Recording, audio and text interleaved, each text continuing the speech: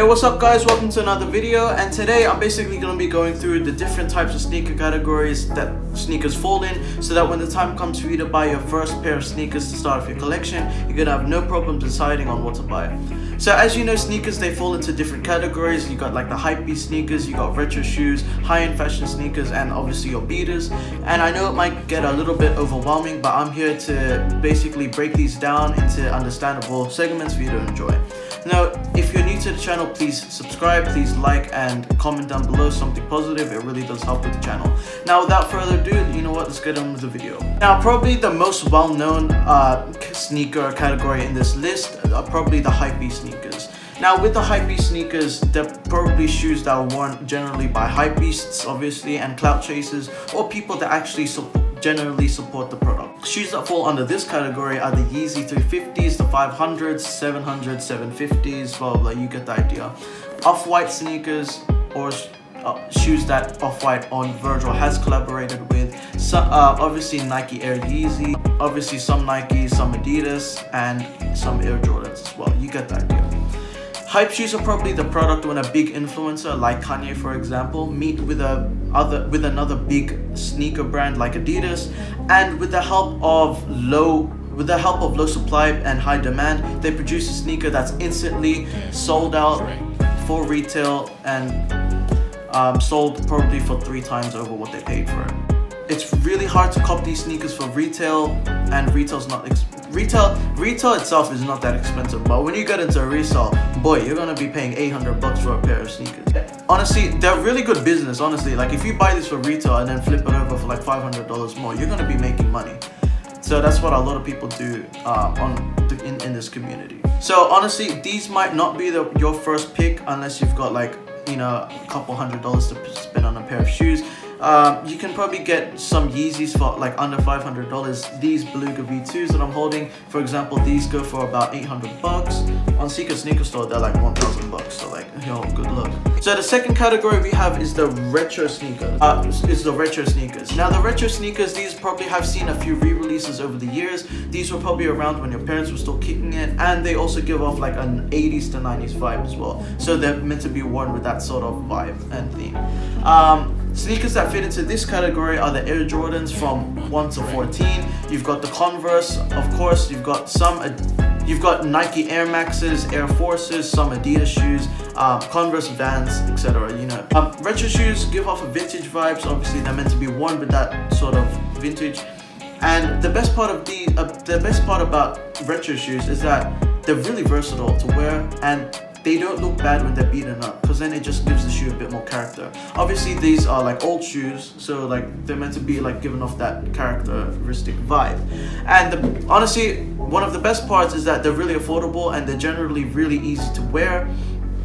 And yeah, you can get these for like under retail, sometimes on sale at your local sneaker shop as well. So these are probably one of the best choices for you to start off your collection, because you know, you probably want to start off with a pair of OGs. Now the third category we have are high-end fashion sneakers. Now probably ones that you're not going to buy to start off your collection, but high-end fashion sneakers, they're really luxurious, and they're made with luxury materials, and they're probably backed by a luxury brand like Christian Louboutin. You got Gucci, Louis Vuitton, Comme des Gascons, you got Balenciaga.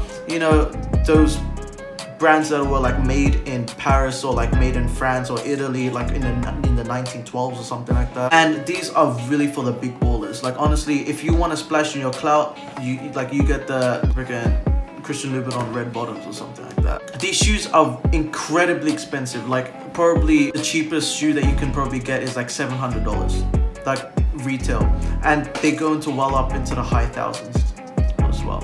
High-end fashion shoes, they're really fashionable, of course, and they're really modern, and people generally might not understand like why the shoe is the way that it is, but trust me, you know, I don't know either.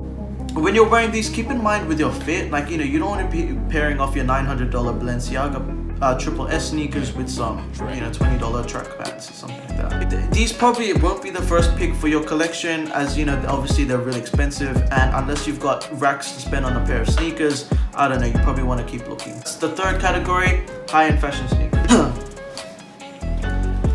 Damn it, bro.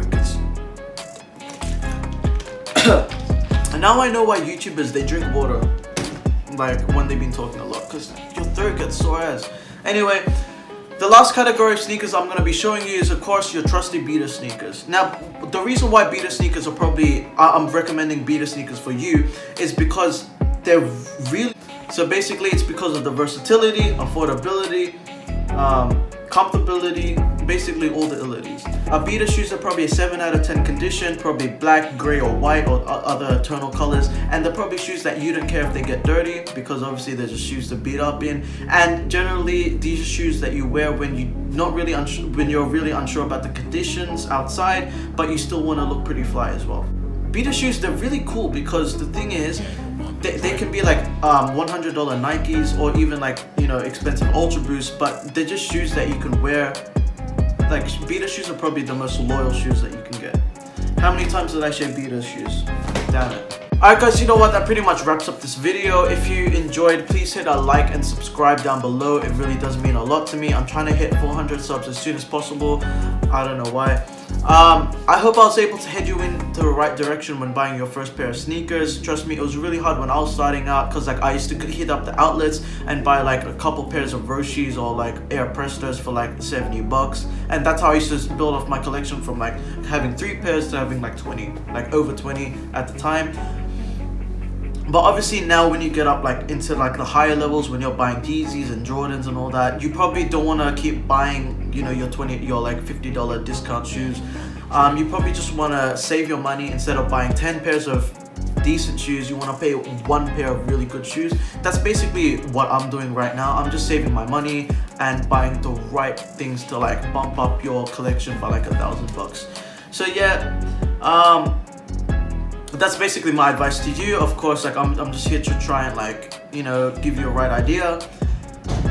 That's it. Also on a different note, I'm gonna be attending sneakercon Melbourne August 17. So you know what, if you see me, come say what's up. It's gonna be a really good event. Like there's a lot of sneaker YouTubers like Richie Lee, Kai Soma, they're gonna be there. A lot of sneaker personalities. So if you guys wanna see me, come rock up, say what's up, and then yeah, it should be a really dope time.